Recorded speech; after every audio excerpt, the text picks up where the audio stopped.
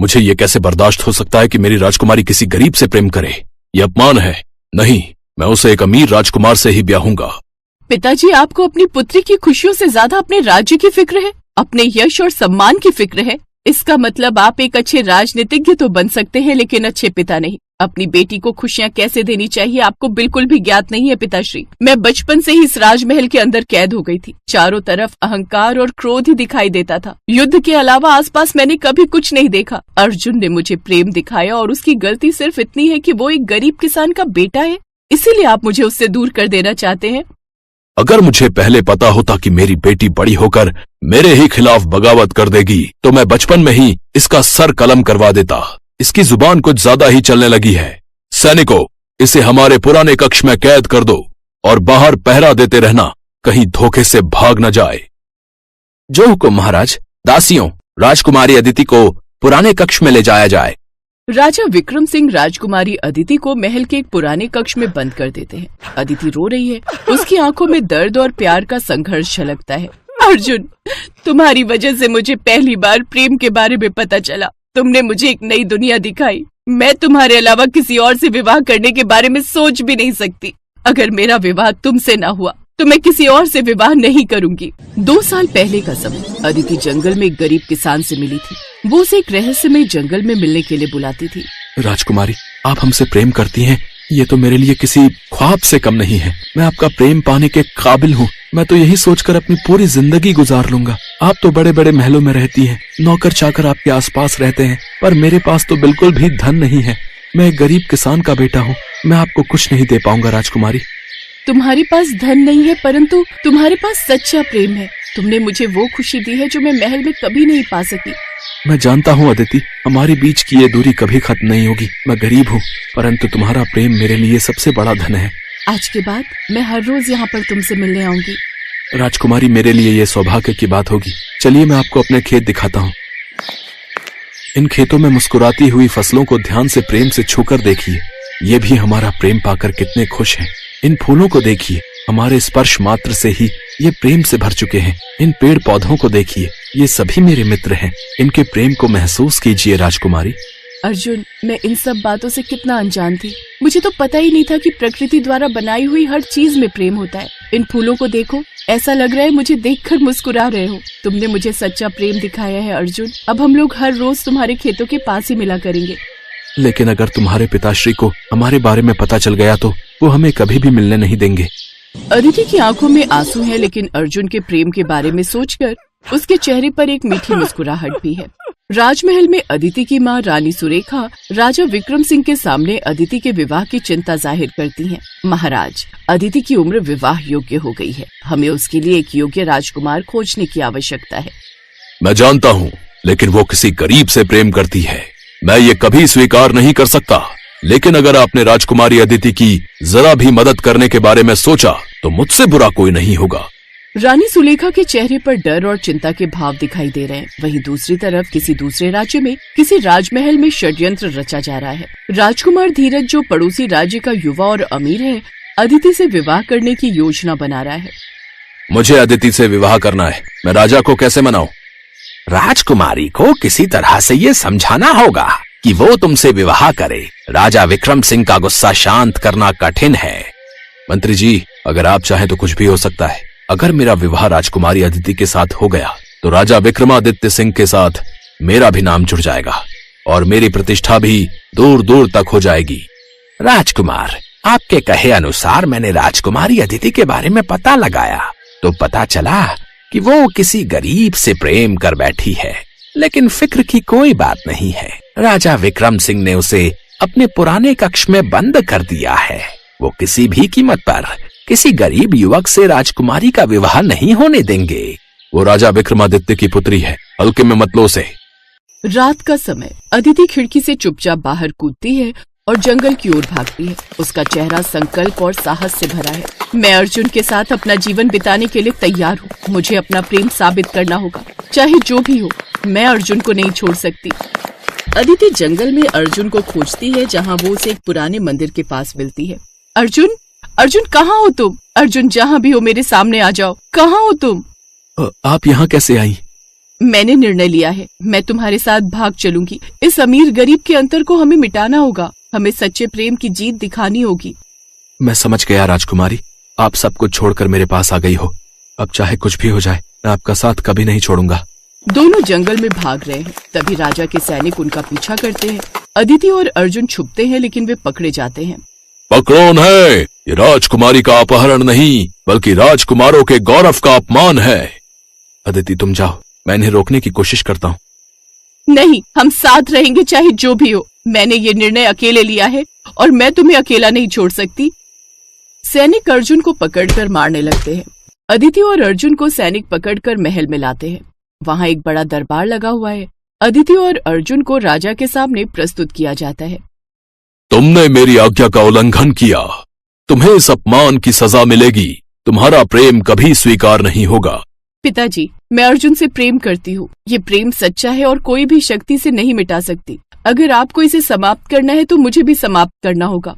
राजा विक्रम सिंह गुस्से में हैं, लेकिन उनकी आंखों में दर्द झलकता है। अदिति की आंखों में आंसू हैं, लेकिन उसकी आवाज में विश्वास और साहस है।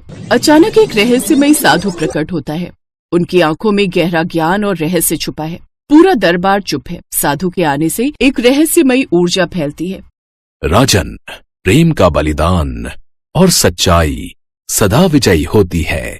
धन, सत्ता और संपत्ति प्रेम की सच्चाई को नहीं बदल सकते। अदिति का प्रेम सच्चा है। अगर तुम इसे नष्ट करने की कोशिश करोगे तो तुम्हारा राज्य हमेशा के लिए नष्ट हो जाएगा। तभी वहाँ पर राजकुमार धीरज अपने मंत्री के साथ आ जाता है। राजा विक्रम सिंह, आपकी पुत्री से मेरे अलावा कोई विवाह नहीं कर सकता। अगर आपने अपनी पुत्री का विवाह किसी और से करने के बारे में सोचा भी तो कल ही युद्ध होगा और आपका सारा राजपाट मैं तहस नहस कर दूंगा। राजा के मन में एक बदलाव आता है। उसकी आंखों में आंसू आ जाते हैं। वो अपनी बेटी के साहस और प्रेम के प्रति झुक जाता है। राजकुमार धीरज और साधु महाराज, आप दोनों ने आज मेरी आंखें खोल दी। अदिति, तुम अपनी इच्छा से अपना जीवन साथी चुन सकती हो। मैं अपने स्वार्थ में अंधा हो गया था। ऐसे अहंकारी राजकुमार से शादी करने से अच्छा है कि मेरी बेटी कुंवारी बैठी रहे। अर्जुन, तुम घायल हो गए पर मेरी बेटी का साथ नहीं छोड़ा। तुमने हमारा हृदय जीत लिया। धन्यवाद पिताजी, आपने हमारे प्रेम को स्वीकार किया।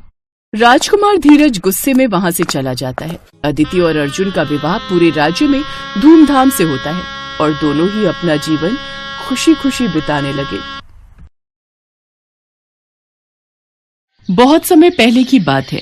विशाल नगर में राजा कृष्णदेवराय राज्य करते थे। उनके पास सब कुछ था, बस एक चिंता थी कि उनके घर कोई संतान नहीं थी। उनकी पत्नी सोमलता भी इस बात से बहुत दुखी थी। एक बार सोमलता अपने बाग में एक तालाब के पास टहल रही थी। वहीं एक सांप एक मेंढक को निगलने के लिए उसके पीछे पड़ा था और मेंढक टर्र टर्र की आवाज से अपने आप को बचाने की कोशिश कर रहा था। अरे, ये इतनी तेज आवाज! ये तो किसी मेंढक के शोर की आवाज है। ये सांप इसे खा जाएगा। मुझे इस मेंढक को बचाना होगा। रानी एक डंडे की सहायता से सांप को डराती है और सांप मेंढक को छोड़कर झाड़ियों में भाग जाता है। शुक्रिया रानी, आज तुमने मेरी जान बचाकर मुझ पर बहुत उपकार किया है। नहीं तो मेरी पत्नी और बच्चे मुझे वापस न लौटा देख बहुत दुखी होते। आज तुमने मेरी जान बचाई है। भगवान करे तुम्हारे मन की इच्छा जल्दी पूरी हो। इतना कहकर वो मेंढक वापस तालाब में चला गया। रानी की तो एक ही इच्छा थी कि उसे संतान सुख की प्राप्ति हो और मेंढक के कहे अनुसार रानी की इच्छा जल्दी पूरी हो गई और वो गर्भवती हो गई। कुछ समय पश्चात रानी ने एक बहुत ही सुंदर और प्यारी सी बेटी को जन्म दिया। महारानी, हमारी बेटी के नामकरण समारोह में हम दूर दूर के राज्यों में सभी को आमंत्रित करेंगे। इसके अलावा मैं चाहता हूँ हम परीलोक की सभी परियों को अपनी बेटी को आशीर्वाद देने के लिए आमंत्रित करें। ये तो बहुत उत्तम विचार है महाराज। तो ठीक है, मैं दूर दूर के राज्यों में सभी राजा महाराजा को आमंत्रित करने के लिए सेनापति को भेज देता हूँ और परीलोक में भी सबको आमंत्रित करता हूँ। राजा कृष्णदेवराय परीलोक में सभी परियों को आमंत्रित करने चले जाते हैं, पर भूल से वो काली परी को आमंत्रित करना भूल जाते हैं। राजकुमारी के नामकरण संस्कार पर सभी परियां और दूर दूर के राजा महाराजा शामिल होते हैं। काली परी जब सब परियों को वहां गया देखती है तो वो क्रोध में आ जाती है और राजमहल पहुंचती है। राजा कृष्णदेवराय, तुमने सब परियों को आमंत्रित कर दिया पर मुझे बुलाना भूल गए।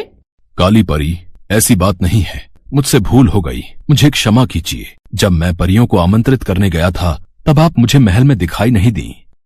मैं कुछ नहीं जानती। इस भूल की कोई क्षमा नहीं है। तुमने मुझे आमंत्रित नहीं किया, मेरा अपमान किया, इसलिए मैं तुम्हारी बेटी को श्राप देती हूँ कि ये इसी समय काली हो जाए, इसका रंग काला हो जाए और कोई भी इसे पसंद न करे। नहीं नहीं काली परी, ऐसा मत करो। मेरी बेटी का इसमें कोई दोष नहीं। तुम मेरी फूल सी बच्ची को क्यों सजा दे रही हो?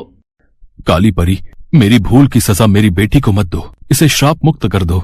राजा और रानी काली परी से क्षमा मांगने लगे और बाकी परियां भी काली परी को समझाने लगी। तब काली परी बोली, मैं अपना श्राप तो वापस नहीं ले सकती, पर इसका असर कम कर सकती हूँ।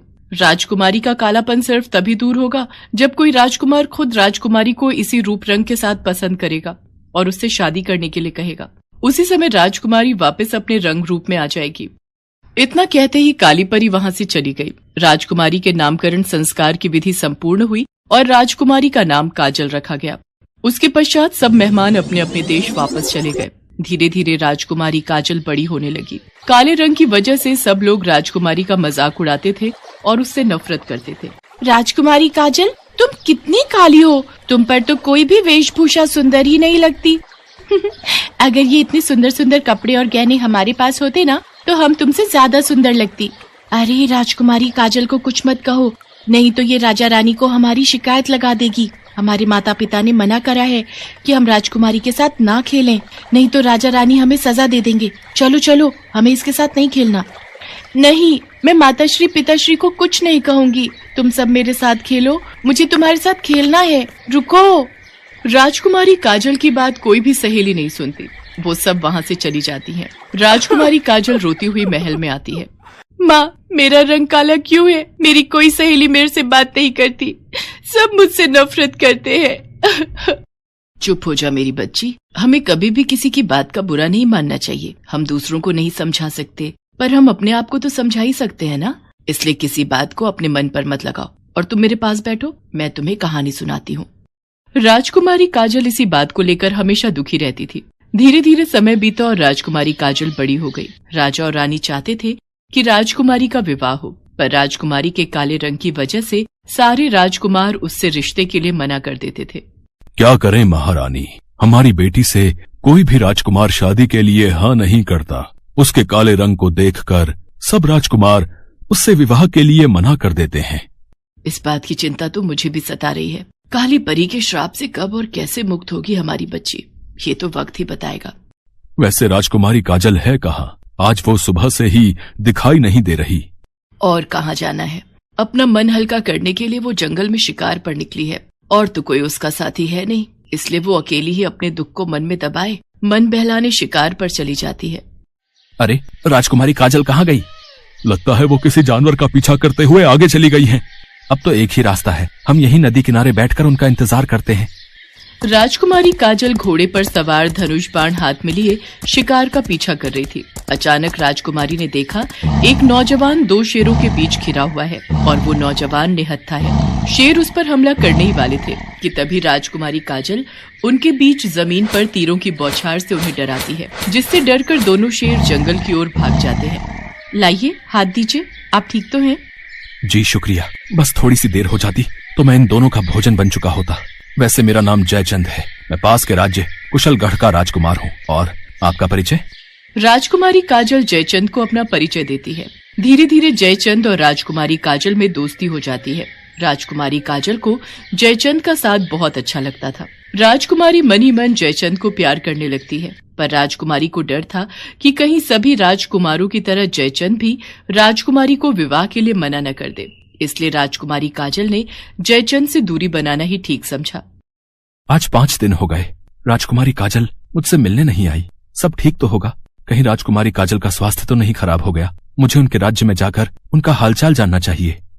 राजकुमार जयचंद राजकुमारी से मिलने महल जाता है तो उसे सारी सच्चाई पता चलती है।